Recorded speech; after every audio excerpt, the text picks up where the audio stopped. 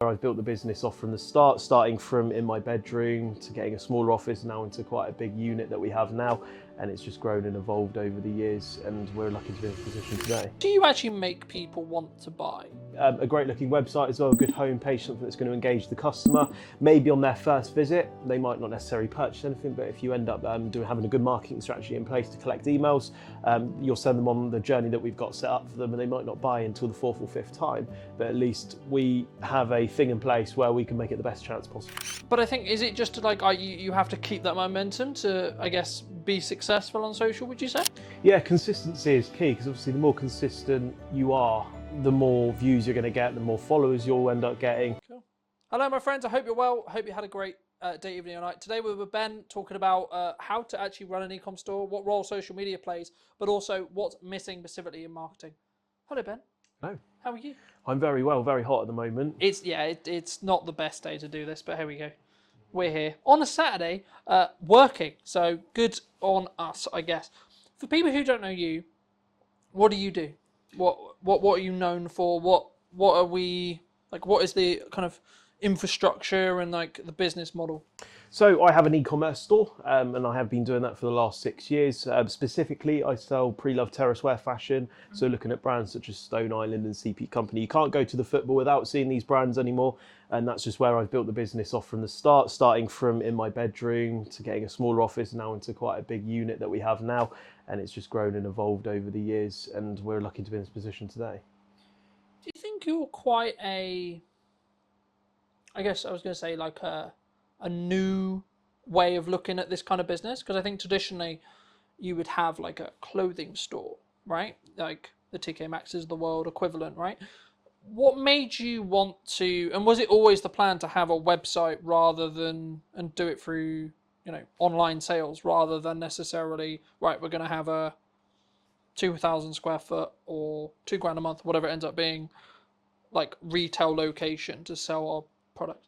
Well, the perspective for me was that you're going to pay £2,000 a month for a retail store as it is, and that's without building up any customers, and that's very much limited to who you can target as well. So having a retail store, not everyone's going to travel hours down to come and see you without a reason, but whereas if you have a Shopify store which costs $39 a month, you can get anyone all over the world to have a look at your store. So that was always the passion and drive for me, to spend $39 and then I can have everyone shop. But of course, with an online store, the conversion rate's a lot lower than you would if you have someone coming into your store, because you kind of get that feeling of, I really want to buy that, and you'll probably buy it in person, whereas if you look at it online, you end up just cutting it off and not buying it. How do you, maybe on the website or like, we'll get on the social, I'm sure, but like, how do you actually make people want to buy online? Because I've always been like, unless you're like the Amazon, right, and I've got a specific destination or a specific thing in mind, I'm going to go click, click, done. But if you're not that, how do we get people to sort of go to the website and then actually make a purchase? Because I think that's the struggle. Because, you can push traffic to a website, but it's then how do you convert that traffic into baskets, into sales, into, people actually buying the things you're selling?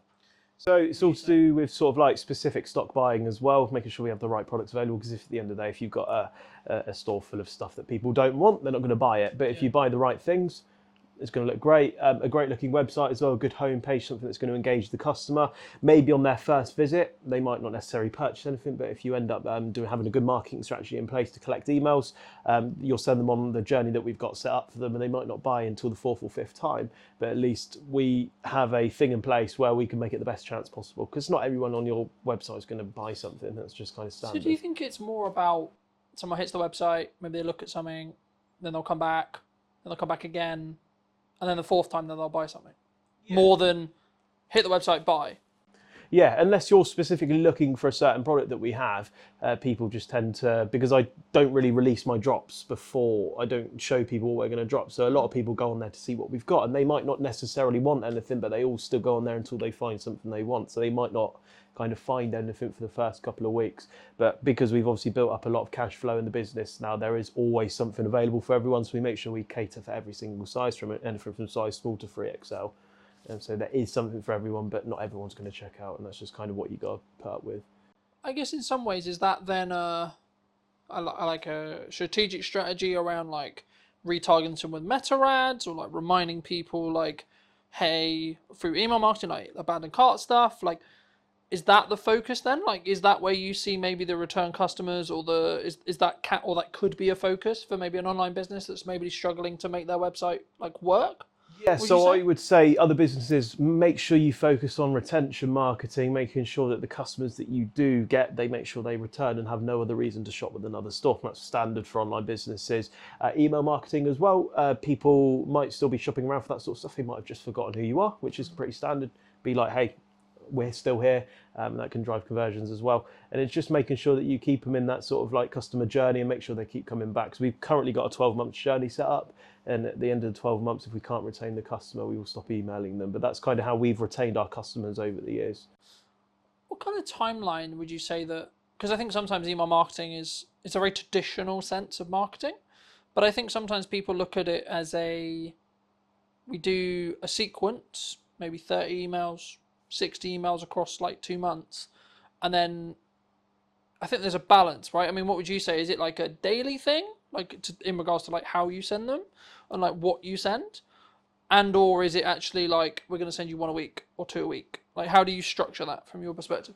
So we don't want to hound the customer, because if you keep daily emailing them, a lot of Chinese companies do it. They just hound you every single day. I bought something from Alibaba. I get an email like 4 or 5 times a day, and that's enough for me to block them.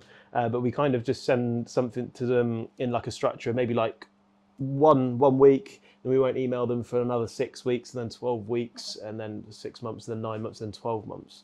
So we don't hound the customer. Also, not hounding the customer and sending loads of spam emails will not make it go into their junk box either. So it's important to look at that as well, and just not absolutely hound them every single day. And what are those emails? Is it just like, hey, we've got a new thing? Like, is it news? Like, how do you structure those? So we've got a load of different sort of email structures for certain customers. So for example, if you bought something, there's always a thank you message that goes out. We've also got stuff maybe a week after they purchase, be like, how did we do? Leave us a review. If they haven't purchased in a 3-month time frame, then we'll send them an email, possibly with like a discount code. We're also looking at making a monthly newsletter as well, because a lot of customers are interested in what we do, what's evolving, what's changed, and to send out a monthly newsletter to be like, hey, we've done a podcast this month, or we've renovated the office, and just little things like that, because a lot has changed in the last 8 weeks, and I would love to tell the customers. So we haven't got that set up yet. So I feel like the customers can also almost feel a part of the business when you start emailing them with these sort of really nice things as well. Do you think that sometimes people either get overwhelmed with the number of channels that people say should market, right? So people who follow the show, they're like, you need to do video content, you need to do a podcast, you need to do email marketing, you need to do social media, you need to do... Would you say people get easily overwhelmed? Yeah, like with what, like so much going on with social, yeah, and the marketing channels they could be on. It's quite difficult because there's so many social channels and so many places you can market to nowadays. And I feel like if you primarily focus on Instagram and TikTok, all of the content you post on TikTok, you can also post on Instagram as well. They were the two that I really focused on and got good at, and also built up the following on. But obviously there's places like Twitter, which not a lot of people in my industry use, which I don't use too much at the moment. You've got Facebook, there's loads of other places. YouTube as well is a really important one, which not a lot of businesses do. And I feel like the reason people get overwhelmed is they try and just do it all on their own. And when you start outsourcing these things to people, work it for the first 2 years, get it really good, but it's good to the point where it's too busy, outsource it. And that's what people do. They get themselves overwhelmed because part of growing a business is starting to outsource things to other people. For example, Elon Musk, did he do everything to earn his $1 billion, or did he outsource a lot of his sort of things that he needed to do? And that's kind of the direction that I've took. People don't want to spend money in their businesses. They don't want to spend £800 a month for a social media manager, but that £800 that you spend on the social media manager makes you productive in other areas in order to grow it elsewhere. And that social media stays really high because you've got someone paying £800 a month for a £4,000 return on investment. I think for me, and I'm sort of focusing on this as well, and I've since we had the media day, which I'm sure we'll get onto later, like I've looked and I've been very fortunate where the podcast is doing really well. So I'm like, okay, great. But it's now eating up time that I could be spent servicing clients, talking to clients, being a marketing and sales person, right? And I think for me, like, is it comfortable to be like, hey, I'm going to spend $1,000 or I'm going to spend $2,000 a month on like scalability for the podcast? But I'm like, actually, what potentially could it give me in regards to new clients, opportunities, etc. if I do that. And I guess the conversation sort of comes back to is social media just a momentum thing? Because if you look at the podcast now, the day of filming, we've got quite a lot of momentum, right? I think the last numbers I did were just under 235,000 or so across 5 platforms. For us, that's pretty good, right? But I think, is it just you have to keep that momentum to, I guess, be successful on social, would you say? Yeah, consistency is key, because obviously the more consistent you are, the more views you're going to get, the more followers you'll end up getting. And obviously if you've just stopped dead for 6 months, a lot of the people that were watching, because the way the algorithm works, you're just popping up on their feed based off of what they sort of search for.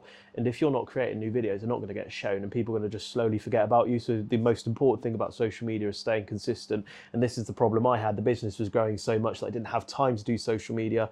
So that's when I got into contact with you, and I was like, let's just do a media day and get 40 videos in advance, and then I don't have to worry about it for a month. And then I can do 8 hours or 16 hours per 2 months on content, whereas instead of stressing about it, trying to do it myself, trying to edit it and everything like that. So it's definitely a big time saver for me.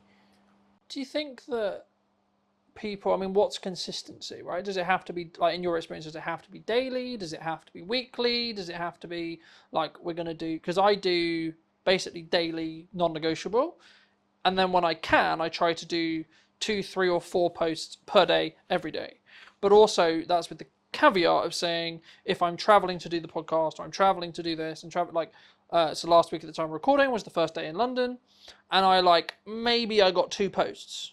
Now that's pretty good when you consider I wasn't at home at all. But for some businesses, they'd be like, how did you even get 2 posts out because you were traveling, or the business was really busy, and etc. Is it just preparation? Yeah, I would say there's lots of things out there which you can use to kind of schedule your posts in advance. So if you know that you're going to London on Wednesday, on the Tuesday evening, schedule your post to go at 12 o'clock, 4 o'clock, 6 o'clock or whatever. But I feel like for businesses, you don't have to post daily. You can post weekly. It depends what sort of business that you have. So if you have a podcast, nobody's going to expect you to watch a podcast every single day and make an edit and make it work.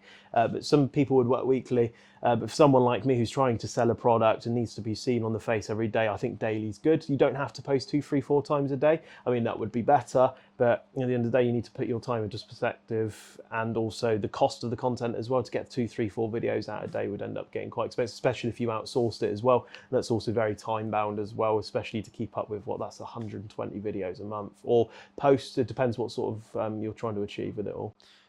For me, I see it as you've got to work smart and hard at the same time. And because of the nature of the podcast, it's an hour conversation. I can extract probably, if I really wanted to, maybe 10 to 15 clips that I can edit. Then I can chuck AI involved and get 20 to 30. So there we're talking, I've got nearly a month of content if I just wanted to squeeze it. The reason why I found it's really working with the weekly shows is because people are now starting to get into the rhythm of there's going to be another show next week. And normally I haven't really built a schedule yet. I probably will, but for me it's actually around Saturday there's going to be a new episode, because by the time I run out of clips and I've done the week of work, client delivery, etc., I've then got a position where I've edited the new show's ready, so then I can start marketing that show. But I think sometimes, and this is kind of what I was alluding to about all the platform thing, do you think people get shiny thing syndrome sometimes? Maybe they'll see what we're doing on Instagram and TikTok, for example, and going, oh, that works really well. Oh, I have to be on Instagram and TikTok, even though they've just decided to commit to LinkedIn for a while, or they've just, etc. Do you think, or maybe not even just looking at social, maybe they're we're going to do email marketing really well. Do you think that people should sort of commit instead of go into depth on, we're going to get really good at this one thing, rather than we're going to try and do, we're going to build up this side model and we're going to do this. And it's the same in business. To an extent, it's we're going to have a coaching model, then we're going to have, we're going to sell products, and then we're going to do events, and then we're going to do consulting, and then we're going to do marketing, and then we're going to do media days.